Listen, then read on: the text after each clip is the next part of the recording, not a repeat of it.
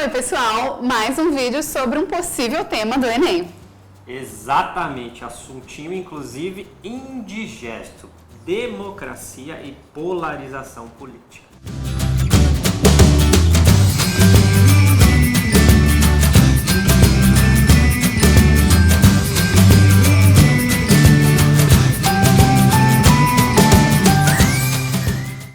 Quando ele começou a ficar forte essa questão de polarização?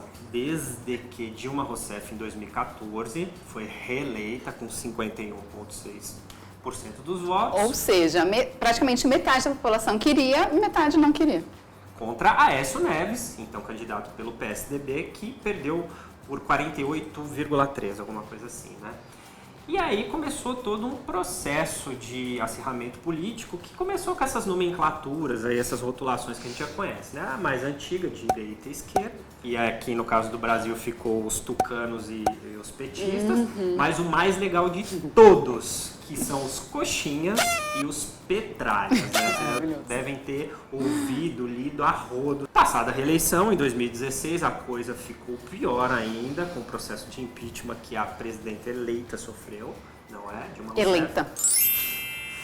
E que pôs, então, o seu vice, Michel Temer, na presidência. Quando surgiu mais uma nomenclatura muito legal, que são os golpistas, né? Os Petralha continua, né? Pelo jeito. Petralha já estava, voltou. Então, de onde surgiu o conceito da democracia? Para variar, da Grécia Antiga, né? Os cidadãos gregos se reuniam lá nas polis gregas e discutiam os rumos da sociedade. Mas é importante frisar que era considerado cidadão grego apenas homens, filhos de atenienses. Então, quem era mulher, quem não fosse filho de ateniense, mesmo tendo nascido em Atenas, e escravos, não eram considerados cidadãos. Que coisa feia. Democracia é um daqueles termos que tem vários tipos de definições, né?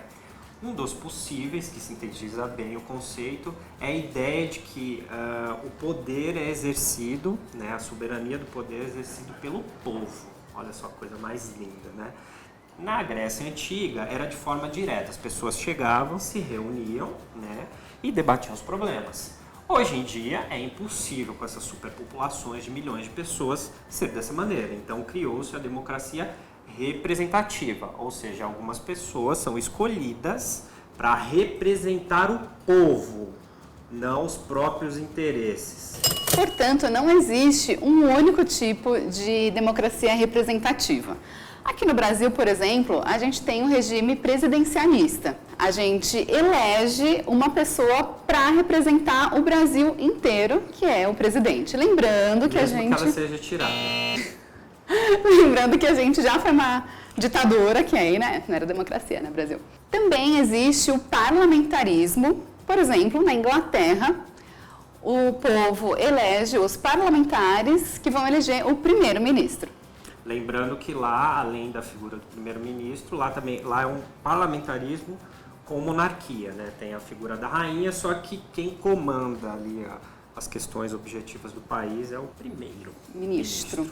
A polarização política é um problema justamente por inviabilizar uma das principais características da democracia, que é o debate, o diálogo. Diálogo. Essa falta de diálogo entre as pessoas que pensam diferente, né, que poderiam conversar para chegar a uma solução conjunta, né, não acontece. E aí tem essa rivalidade entre um lado e outro e acaba com essa balbúrdia que nós estamos vivendo hoje, né? A gente não consegue sentar civilizadamente para chegar a uma solução. A gente sempre comenta nos nossos textos e nos vídeos que a gente acredita muito nesse diálogo. Inclusive tem um livro da Márcia Tiburi, que é filósofa, que se chama Como Conversar com um Fascista, que fala sobre o diálogo e sobre a importância de se discutir a política. Inclusive, ela diz que esse ódio à política e aos políticos é uma espécie de estratégia de quem comanda a sociedade para que eles continuem comandando sem precisar prestar contas para ninguém. Porque todo mundo odeia política, então ninguém vai querer cobrá-los de nada. Em 2016, foi dicionarizado um tema pelo Oxford London, chamado pós-verdade. O que é a pós-verdade?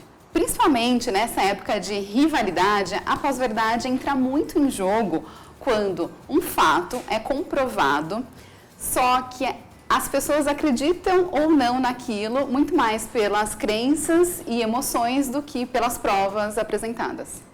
Esse é um termo que ele não é um termo aceito de maneira unânime, ele é um termo que está em construção, né, um conceito, mas ele explica muito do que tem acontecido hoje, né? As pessoas, ao invés de quererem dialogar ou tentar ver se a opinião dela não é a única correta, ainda mais quando você tem informações que desabonem aquela linha de pensamento, ela não quer. Então aí surge esse contexto de pós-verdade que está muito vinculado ao momento político brasileiro e mundial. Sei lá, por exemplo, no caso do Lula, tem gente que acredita muito que ele é inocente, tem gente que acredita muito que ele é culpado, mas cada um tem as suas versões, mas eu acredito que a parte emocional tem muito mais a ver, entendeu?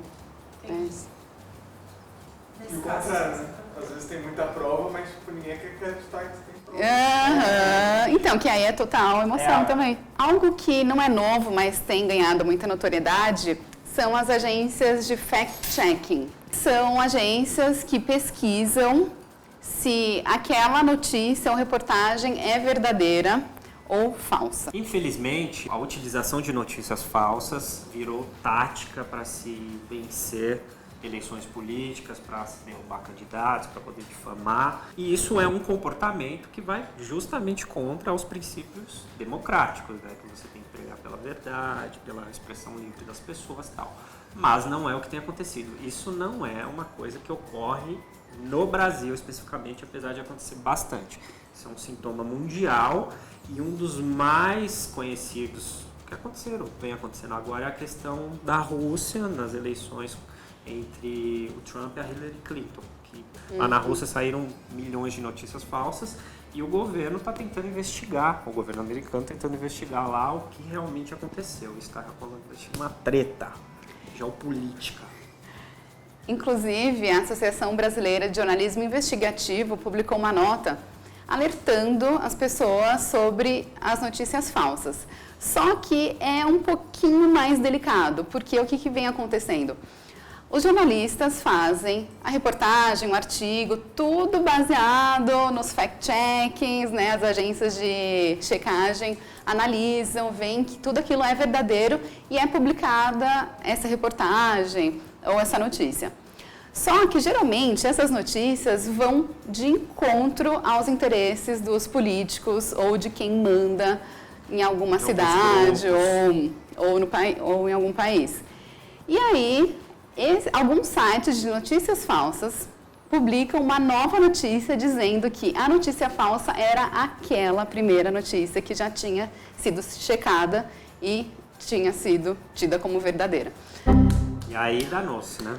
Tá tudo errado, né, gente? Então vamos prestar atenção aí sobre o que a gente compartilha, né? Em WhatsApp, em Facebook. Grupos familiares.